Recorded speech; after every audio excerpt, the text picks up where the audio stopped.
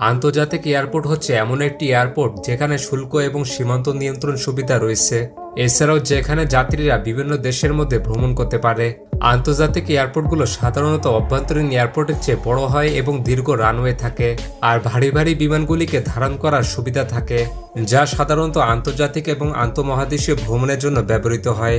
বিশ্বের প্রথম আন্তর্জাতিক এয়ারপোর্ট হচ্ছে নেদারল্যান্ডসের আমস্টারডাম এয়ারপোর্ট, যেটি 1916 সালে প্রতিষ্ঠিত হয়েছিল। বর্তমানে আমাদের বাংলাদেশে 4টি আন্তর্জাতিক এয়ারপোর্ট রয়েছে, তবে ভবিষ্যতে আরও একটি বাড়িয়ে মোট 5টি আন্তর্জাতিক এয়ারপোর্ট হবে। তো আজকের এই ভিডিওতে আমরা জানবো বাংলাদেশের এই 5টি আন্তর্জাতিক এয়ারপোর্ট সম্পর্কে, যে এয়ারপোর্টগুলো দ্বারা প্রতি বছর লক্ষ লক্ষ মানুষ বিমান সুবিধা পেয়ে থাকে। তো চলুন ভিডিওটি শুরু করা যাক।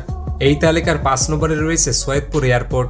সৈয়দপুর এয়ারপোর্ট হবে বাংলাদেশের ভবিষ্যৎ আন্তর্জাতিক এয়ারপোর্ট, তবে বর্তমানে এটি দেশের অন্যতম একটি অভ্যন্তরীণ এয়ারপোর্ট হিসেবে রয়েছে।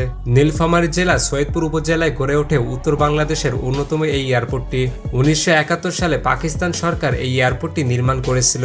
মূলত এটি সেই সময় সামরিক কাজে ব্যবহারের জন্য তৈরি করা হয় এবং সেই সময় এই এয়ারপোর্টের নাম ছিল জমজম এয়ারপোর্ট। পরবর্তীতে দেশ স্বাধীনের পর 1979 সালে এয়ারপোর্টটি বাণিজ্যিকভাবে কার্যক্রম শুরু করে।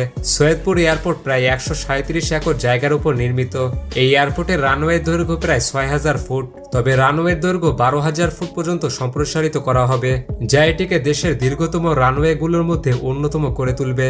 বর্তমানে প্রতিদিন 30টি ফ্লাইট ঢাকা সৈয়দপুর ঢাকা রুটে চলাচল করে। বিমান বাংলাদেশ এয়ারলাইন্স এছাড়াও বিভিন্ন বেসরকারি এয়ারলাইন্স যেমন ইউএস বাংলা এয়ারলাইন্স, এয়ার এস্ট্রা এবং নোভো এয়ার এখান থেকে নিয়মিত ফ্লাইট পরিচালনা করছে। 2018 সালে সৈয়দপুর এয়ারপোর্টকে আন্তর্জাতিক মানে উন্নতি করার ঘোষণা দেয় সরকার। এরপর থেকে চলছে এর উন্নয়ন কাজ, যার অংশ হিসেবে দৃষ্টিনন্দন একটি উন্নত টার্মিনাল ভবন তৈরি হয়েছে। টার্মিনাল ভবনটিতে রয়েছে যাত্রীদের জন্য আধুনিক সব ব্যবস্থা। বর্তমানে এই এয়ারপোর্টটি রংপুর বিভাগের অর্থনৈতিক কর্মকাণ্ডে বেশ ভূমিকা রাখছে, তবে এটি আন্তর্জাতিক মর্যাদা পেলে এই অঞ্চলের অর্থনীতিতে একটি নতুন মাত্রা যুক্ত করবে এবং এখান থেকে ভবিষ্যতে নেপাল ও ভুটানে সরাসরি ফ্লাইট পরিচালনা করার পরিকল্পনায় রয়েছে। 2019 সালের তথ্যমতে এই এয়ারপোর্ট দিয়ে বছরে প্রায় 3,13,000 যাত্রী পরিবহন করেছে। এরপর 4 নম্বরে রয়েছে কক্সবাজার আন্তর্জাতিক এয়ারপোর্ট। বর্তমানে বাংলাদেশের নতুন আন্তর্জাতিক মর্যাদা পাওয়া এয়ারপোর্টটি হচ্ছে কক্সবাজার আন্তর্জাতিক এয়ারপোর্ট। কক্সবাজারে রয়েছে বিশ্বের দীর্ঘতম অবিচ্ছিন্ন প্রাকৃতিক সমুদ্র সৈকত, যার কারণে দেশি বিদেশি বহু পর্যটকের একটি আকর্ষণীয় গন্তব্য হচ্ছে কক্সবাজার। ফলে কক্সবাজার এয়ারপোর্টকে অভ্যন্তরীণ থেকে একটি আন্তর্জাতিক এয়ারপোর্টে রূপান্তর করা হয়, যার কারণে তৈরি করা হয় 10,700 ফুট দৈর্ঘ্যের একটি রানওয়ে। রানওয়েটির এক অংশ সমুদ্রের বুক চিরে তৈরি করা হয়েছে। এই রানওয়েটি বোয়িং 747 এর মতো বড় আকারের বিমান পরিচালনার জন্য সক্ষম। এর কারণে দূরপাল্লার আন্তর্জাতিক ফ্লাইট সহজে পরিচালিত হবে। কক্সবাজার আন্তর্জাতিক এয়ারপোর্টটি দ্বিতীয় বিশ্বযুদ্ধের সময় তৎকালীন ব্রিটিশ সরকার যুদ্ধে ব্যবহারের জন্য নির্মাণ করেছিল।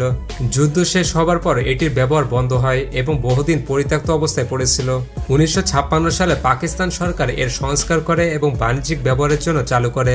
বর্তমানে কক্সবাজার আন্তর্জাতিক এয়ারপোর্টে একটি আধুনিক টার্মিনাল ভবনও তৈরি করা হয়েছে, যাতে থাকবে যাত্রীদের জন্য উন্নত সুযোগ সুবিধা। বর্তমানে মোট 5টি এয়ারলাইন্স এই এয়ারপোর্টে ফ্লাইট পরিচালনা করছে, যেমন Biman Bangladesh airlines, US Bangla airlines ইত্যাদি এয়ারলাইন্স। এছাড়া এই এয়ারপোর্টে কিছু এয়ার কার্গো পরিচালিত হয়, যা মূলত চিংড়ি পোনা পরিবহন করে। 2024 সালে এই এয়ারপোর্টটি প্রায় 50,000 যাত্রী পরিবহন করেছে।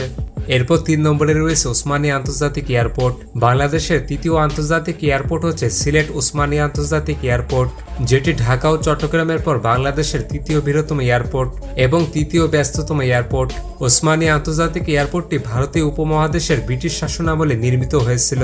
এয়ারপোর্টটি পূর্বে সিলেট বেসামরিক এয়ারপোর্ট নামে পরিচিত ছিল, কিন্তু পরবর্তীতে এটিকে এমএজি ওসমানী নামে নামকরণ করা হয়।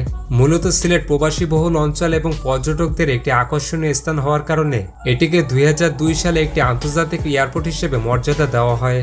পরবর্তীতে একটি নতুন টার্মিনাল ভবন এবং বেশ কিছু উন্নয়ন পদক্ষেপ নেওয়া হয় এই এয়ারপোর্টটির। তবে 2020 সালে একটি নতুন আরেকটি টার্মিনাল ভবন, একটি কার্গো ভবন, একটি আধুনিক সজ্জিত এটিসি টাওয়ার এবং অন্যান্য গুরুত্বপূর্ণ স্থাপনা নির্মাণের জন্য পরিকল্পনা নেওয়া হয়, যার কাজ বর্তমানে চলমান রয়েছে। নতুন টার্মিনাল ভবনটি সম্পূর্ণ হলে এয়ারপোর্টের যাত্রী ধারণ ক্ষমতা বার্ষিক 20 লাখে উন্নতি হবে। বর্তমানে এই এয়ারপোর্ট দ্বারা বছরে প্রায় 6,34,000 যাত্রী পরিষেবা পেয়ে থাকে। বিমান বাংলাদেশ এয়ারলাইন্স আবুধাবি আবুধাবি, দোহা, দুবাই, লন্ডন ও জেদ্দা থেকে সিলেটে নিয়মিত ফ্লাইট পরিচালনা করে। এছাড়া অন্যান্য বেসরকারি বিমান সংস্থা অভ্যন্তরীণ ও আন্তর্জাতিক ফ্লাইট পরিচালনা করে, যেমন fly Dubai, US Bangla airlines, Novo air ইত্যাদি। এরপর 2 নম্বরে রয়েছে শাহ আমানত আন্তর্জাতিক এয়ারপোর্ট। এটি বাংলাদেশের দ্বিতীয় বড় এবং ব্যস্ততম আন্তর্জাতিক এয়ারপোর্ট। একই সাথে এটি BAF জোহরলগ ঘাটির অংশ হিসেবে বাংলাদেশ বিমান বাহিনী দ্বারা ব্যবহৃত হয়। এই এয়ারপোর্টটি 1940-এর দশকে ব্রিটিশ আমলে নির্মাণ হয়েছিল। দ্বিতীয় বিশ্বযুদ্ধের সময় চট্টগ্রাম এয়ারপোর্ট নামে পরিচিত ছিল। এটি সেই সময় US এয়ারফোর্সের 4র্থ কমব্যাট কার্গো গ্রুপ সরবরাহ কেন্দ্র হিসেবে ব্যবহার হতো। বাংলাদেশের স্বাধীনতা যুদ্ধের পর এটি আনুষ্ঠানিকভাবে বাণিজ্যিক এয়ারপোর্টে পরিণত হয়। এরপর 1998 সালে এটিকে আন্তর্জাতিক বিমানবন্দরে রূপান্তর করার অনুমোদন দেওয়া হয়। পরবর্তীতে শুরু হয় এয়ারপোর্টটির নানা রকম উন্নয়ন কাজ। বিমান এবং US বাংলা এয়ারলাইন্স বর্তমানে ঢাকা এবং মধ্যপ্রাচ্যের বিভিন্ন স্থানে ফ্লাইট পরিচালনা করে। সিলেট, কক্সবাজার এবং যশোরের মতো অভ্যন্তরীণ গন্তব্যগুলিও যুক্ত করা হয়েছে। এয়ারপোর্টটিতে রয়েছে উন্নত মানের বিশাল টার্মিনাল ভবন। এছাড়াও রয়েছে একটি কার্গো টার্মিনাল ভবনও। 2018 সালে তথ্য অনুযায়ী বছরে প্রায় 16,88,000 যাত্রী পরিবহন করে থাকে এই এয়ারপোর্টটি। এরপর 1 নম্বরে রয়েছে হযরত শাহজালাল আন্তর্জাতিক এয়ারপোর্ট। এটি বাংলাদেশের বৃহত্তম এবং প্রধান এয়ারপোর্ট। এছাড়াও বাংলাদেশ বিমান বাহিনীর একটি ঘাঁটি রয়েছে এই এয়ারপোর্টটিতে। 1980 সালে এই এয়ারপোর্টটি চালু হয়েছিল এবং এটি প্রায় 2000 একর জায়গার উপর নির্মিত। এটি বাংলাদেশের বেশিরভাগ বিমান সংস্থাগুলোর প্রধান হাব, যেমন Biman Bangladesh airlines, Novo air, US Bangla এবং এয়ার এক্সট্রা।